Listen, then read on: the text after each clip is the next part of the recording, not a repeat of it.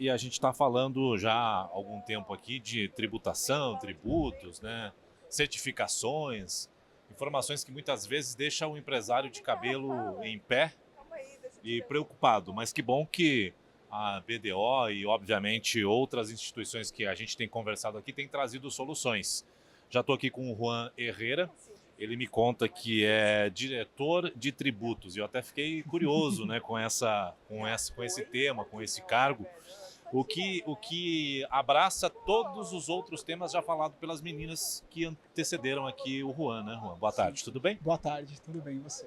Eu queria entender um pouco sobre tributos, direitos, ESG, governança tributária. Você vai fechar todo esse contexto com essa cerejinha para deixar os empresários mais calmos, mais tranquilos. Sim, acho que a ideia agora é a gente mostrar um pouquinho do contexto do que foi abordado, sobretudo na apresentação anterior, para a gente mostrar como que ficaria agora essa ideia dentro da parte de impostos, né? Então, como que isso poderia trazer como uma solução também para os empresários enxergar também como os stakeholders começam a ver, como que isso acaba integrando a forma de decisão também das empresas, a transparência fiscal. Muito importante. Juan, com você, o tempo está na tela, fica à vontade, bom trabalho. Obrigado. Boa tarde a todos e a todas. Meu nome é Juan Herrera, eu sou diretor de consultoria tributária da BDO e, primeiramente, eu queria falar um pouquinho do conceito sobre cidadania fiscal.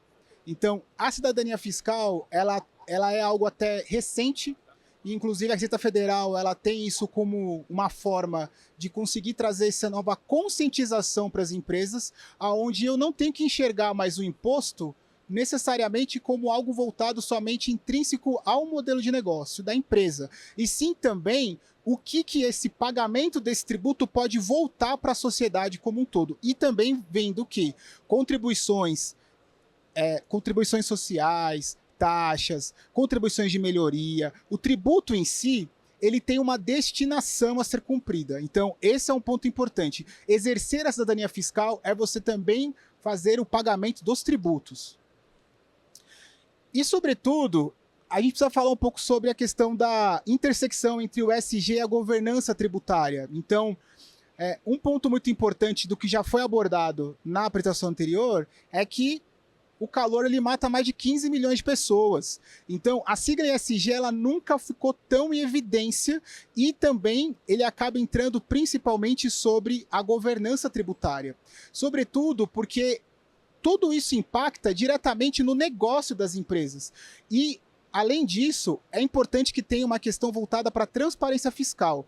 A transparência fiscal ela não é voltada somente para como que a empresa tem que se posicionar perante os sócios ou acionistas, mas também com relação aos stakeholders, ou principalmente seus consumidores. É muito importante que todo mundo consiga enxergar essa convergência. Então, tudo se dá através dessa governança tributária. Um pouquinho dessa frase aqui, o Larry Fink, ele é o CEO da BlackRock, e ele colocou uma frase que, inclusive, ele impactou muito o mercado em 2020, que ele fala sobre essa questão de a importância de servir partes interessadas e integrar o propósito está se tornando cada vez mais fundamental às empresas para que entendam seu papel na sociedade. Logo, o principal ponto nesse caso é você conseguir demonstrar uma transparência aonde consiga demonstrar o tributo frente ao que ele pode ser arrecadado e como que isso vai ser convergido. E isso, sobretudo, ele entra como um propósito de sustentabilidade de longo prazo. Esse é um ponto muito importante porque hoje em dia, grande parte das empresas, elas têm que olhar muito mais do que ela vai demonstrar isso como uma despesa, seja de tributos indiretos ou de diretos, mas é que ela demonstre o quanto que isso vai se converger perante a sociedade.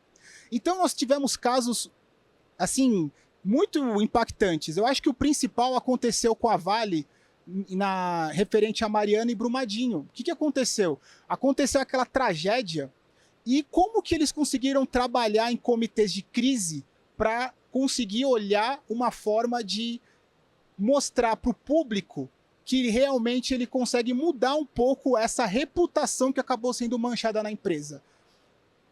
A estratégia da Vale foi justamente trabalhar em relatório de transparência fiscal, aonde ele conseguiu vincular o tributo que ele recolhe frente a quanto que isso entra de dinheiro para as duas cidades para reconstrução. E isso acontece agora recentemente com a tragédia do Rio Grande do Sul.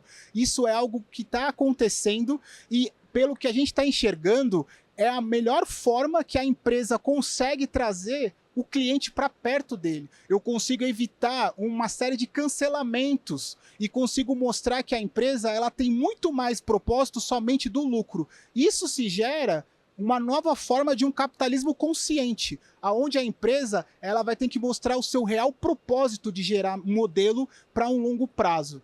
Logo, ela consegue se sustentar. Então, o grande ponto é que a revolução ela acaba entrando desde o primeiro momento em evitar que eu tenha tax shaming. Então, esse é um termo de cancelamento que ele aconteceu em 2009. Sobretudo no Starbucks, no Reino Unido. Então, o que aconteceu? Aconteceu que, por planejamentos tributários abusivos que era gerado dentro do Reino Unido, o dinheiro ele não ficava lá dentro, não se tributava lá. A própria população ficou indignada e contestou isso, foi às ruas contra o Starbucks. Esse é um ponto importante. Uma empresa que era muito referência, ela era líder no segmento dela de cafés. E aí o que aconteceu? Ela foi manchada a reputação dela, justamente pelo próprio público enxergar que tudo que ela estava pagando, consumindo o produto, não estava sendo revertido para a sociedade. Esse é um ponto muito importante, porque o planejamento tributário abusivo, ele fez com que a empresa acabasse tendo uma mancha de reputação. E esse é um ponto muito importante, porque quando a gente fala de onde a empresa está e qual que é a diferença para uma outra empresa, é justamente a credibilidade. E isso acaba se perdendo também muitas vezes. Então, isso é algo muito importante para que seja mantido e cada vez mais combatido em relação a isso. A governança, ela vai se dar, sobretudo, quando a gente consegue juntar tributo e justiça social. Então, toda vez em que a gente for enxergar, a gente vai ver que quem consome o nosso produto, quem consome um serviço, ele vai ver muito além do que o produto vai gerar, e sim naquele valor que isso pode acontecer, que isso vai impactar na minha empresa. Desde quando aconteceu aonde a própria população foi às ruas contra a própria empresa, a empresa chegou aí na Câmara dos Deputados, Senado, ele acabou chegando e falando assim, olha, o CEO da Starbucks, eu não cometi nenhuma ilegalidade.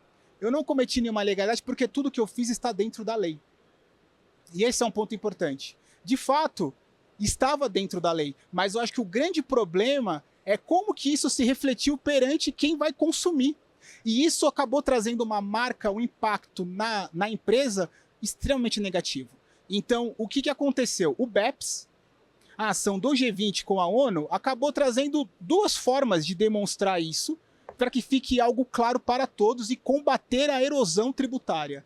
O primeiro é o CBCR, que é a declaração país a país, e a segunda, que aconteceu recentemente no Brasil, é a adoção do Pilar 2, que é justamente uma forma de acontecer uma tributação mínima global doméstica. E por que isso acontece? Isso acontece justamente para evitar a erosão das bases dentro de uma empresa multinacional.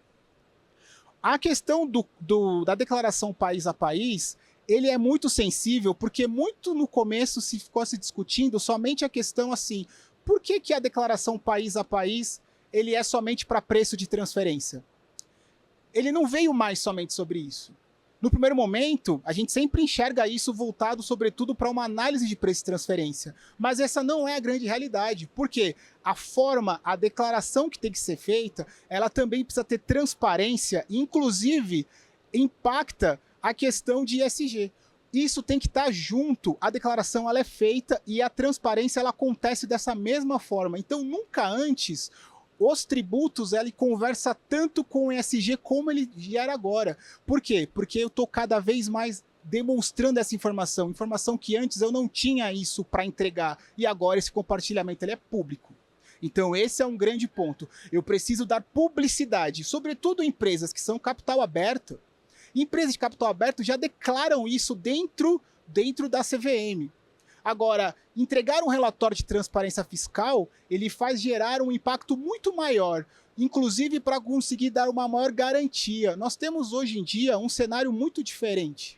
A gente acaba olhando pontos aonde muitas vezes o que está sendo visto não é somente o quanto isso vai gerar o meu impacto, e sim, sobretudo, se eu tenho uma situação onde a minha empresa ela é muito alvo, eu consigo contornar isso demonstrando quanto que eu acabo trazendo de benefício para a minha sociedade, o quanto eu consigo gerar isso, não só como uma forma de reduzir impostos.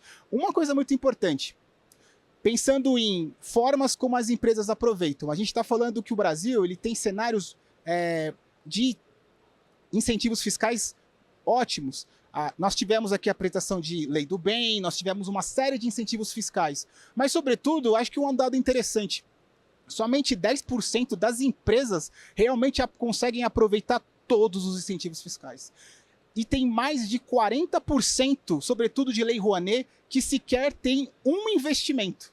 Ou seja, a empresa realmente ela acaba errando a destinação, ela não consegue usar isso, e muitas vezes você consegue alinhar um incentivo fiscal frente a uma despesa e você consegue gerar maior transparência, você consegue ter marketing com relação a isso e você consegue voltar em revenda. Vou dar um caso prático de um cliente que eu atendo, ele vende máquinas principalmente para pet shops e para maquininha de cartão, para pet shop e para médicos. O que ele fez? Ele começou a fazer patrocínios voltados para instituições de animais, ele patrocinava ações de autismo dentro dos hospitais, ele aproveitava a lei Rouanet, ele conseguia voltar isso como um benefício, a marca dele ficava lá dentro expostas, ele conseguia cada vez mais vender, porque aquele médico, ou veterinário que estava ali dentro nos eventos, ele não conhecia a empresa, e ele começou a ver a marca ali dentro, ele falava, eu tenho interesse. Por quê? Porque eu estou conseguindo vincular e dar valor à minha marca junto com um incentivo fiscal. Eu acho que esse é um ponto importante, porque o que a gente começa a enxergar muitas vezes, indo sobretudo em tech shaming, é onde muitas vezes a Receita Federal, né, eles acabam enxergando sempre como desvio de finalidade. Olha, o que a empresa faz aqui é algo abusivo. Então ele sempre trata o contribuinte primeiro como errado. Ele vai querer aplicar uma multa qualificada, ele vê isso como um abuso. Mas, sobretudo, de criar essa gestão e começar a trabalhar isso, dando publicidade às despesas de impostos, seja eles diretos ou indiretos, a gente consegue trazer resultados surpreendentes. Um ponto principal foi sobre a transação tributária. Então, a própria portaria da PGFN 1241, ele trouxe como uma grande inovação a questão trazendo sobre a sustentabilidade. Foi a primeira vez que houve no nosso ordenamento a inclusão de considerações do ESG na cobrança de crédito. E nós já tivemos 2 casos que foram, inclusive, homologados pela PGFN, aonde o contribuinte conseguiu vincular projetos sociais junto com a capacidade de pagamento, ele trouxe uma forma de ter êxito e conseguir uma homologação de uma transação tributária. Então, isso é um assunto muito interessante, porque muitas vezes a empresa ela pode utilizar projetos sociais, ela pode se envolver em valorizar a marca dela e, ao mesmo tempo, ela também consegue reduzir esse passivo tributário. Um outro assunto também muito importante é referente ao GRI 207 de tributos, porque ele trouxe também uma nova norma indo às divulgações com stakeholders, que é justamente um framework voltado para tributos, é justamente voltado aonde? A transparência, né? Então, o número dessas empresas é muito crescente do que está sendo adotado, embora não tenha uma obrigatoriedade, mas eu acho que o que está acontecendo muito é o fair share of taxes, que é justamente a empresa que consiga demonstrar e ser pioneira dentro do segmento dela e conseguir entregar esse tipo de relatório. Isso é muito comum fora do Brasil e isso tem que ser uma cultura que está cada vez mais sendo alimentada aqui. Um principal assunto que ele acaba trazendo é você consegue gerar transparência, você consegue trazer essa forma, além de você conseguir demonstrar como ficaria o seu tributo, você também consegue fazer com que o seu com que o seu cliente, no caso, seja na verdade só os seus, seja quem faz B2C ou seja quem faz B2B, ele começa a enxergar vocês de forma diferente. Inclusive, é um ponto importante, porque muitos falam assim, pô, Juan, mas eu não faço isso porque eu não sou obrigado. Mas eu acho que a pergunta que eu devolvo é assim, você não faz, mas o seu concorrente ele faz. Esse é o ponto. E se o seu concorrente ele faz, ele está na sua frente. Porque ele consegue ser transparente, eu consigo trazer algo além disso. Então eu consigo ficar mais competitivo. E isso é um ponto importante, porque as empresas elas têm que se adaptar ao próprio público que compra. Um ponto muito importante, a gente teve empresas, por exemplo, que faziam testes de cosméticos em animais. O que aconteceu? As pessoas ficaram indignadas e falaram assim, olha, eu não compro mais dessa marca, justamente porque ela faz testes em animais. Então isso é uma mudança de mindset. Onde muita gente começa a falar sobre, mas isso pode ser um mimimi, ou isso pode ser uma questão politizada, eu acho que esse não é o ponto. A questão é, quem compra o nosso produto? Quem compra o nosso serviço? Então, trazer essa posição e inclusive voltar isso para projetos sociais e trazer isso para o imposto, eu consigo também ganhar duas vezes. Esse ganha-ganha é muito importante, porque muitas vezes o que acontece é desconhecimento. É onde muitas vezes as empresas elas estão muito mais preocupadas no compliance, no mitigação de risco e evitar riscos e tomar cuidado com uma multa, e esquece que ela também consegue gerar uma eficiência tendo uma maior gestão de governança tributária. Sobre a transparência fiscal, sobretudo na indústria 5.0 e na 6.0, eu acho que isso entraria muito em conjunto sobre não voltarmos sempre por questões de conformidade. Ela é importante? Sim. O compliance ele é sempre importante, ele também faz jus a uma boa governança tributária. Mas mais do que isso, eu tenho que trazer um propósito, eu tenho que ter um propósito do meu tributo que é pago. Por quê? Porque o tributo, ele incide e ele é devido. Agora, como que eu vou destinar esse tributo? Eu posso usar incentivos fiscais, eu posso trazer a minha marca cada vez melhor e eu consigo gerar valor para o que eu vou entregar. É isso, gente. Obrigado.